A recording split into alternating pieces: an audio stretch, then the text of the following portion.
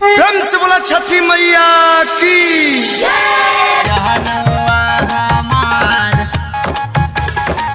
छठी माई के डीजे अमित तिवारी अपहर अरे छठी माई के अरे छठी माई के छीटा लेके चलल अपना सर हो अरे छठी माई के छीटा लेके चलल अपना सर हो अरे जहनुआ हमार छठी माई के भक्त हो अरे जहनुआ हमार छठी माई के भक्त हो घोड़ा के दीवाना छठी माई जसने डर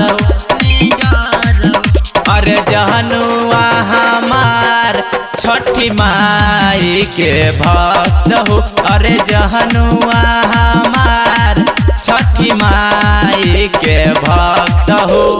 डीजे अमित तिवारी अपहर अखन अपने सब सुन रहल छी मनीष यादव को अरे जहनुआ हमार छठी माई के भक्त हो छठी माई के दिल में बसवले बाटे छठी माई के दिल में बसवले बाटे उनकर फोटो घर घर में लगौले बाटे उनकर फोटो घर घर में लगौले बाटे छठी माई के दिल में बसवले बाटे उनकर फोटो घर घर में लगौले बाटे छठी माई के झंडा लगौने घर के ऊपर हो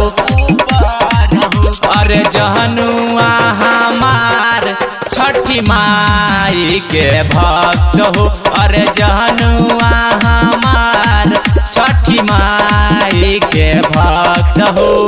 डीजे अमित तिवारी अपहर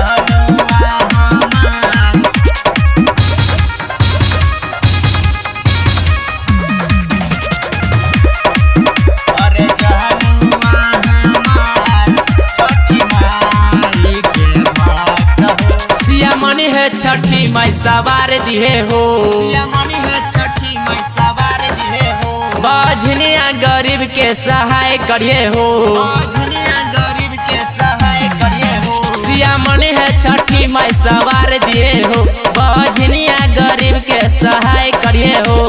कुंजा सम्राट महेश मनीष छठी माई कदर हो अरे जहनुआ हमार छठी माई के भक्त हो अरे जहनुआ हमार छठी माई के भक्त हो धर्मा रिकॉर्डिंग स्टूडियो भरगामा।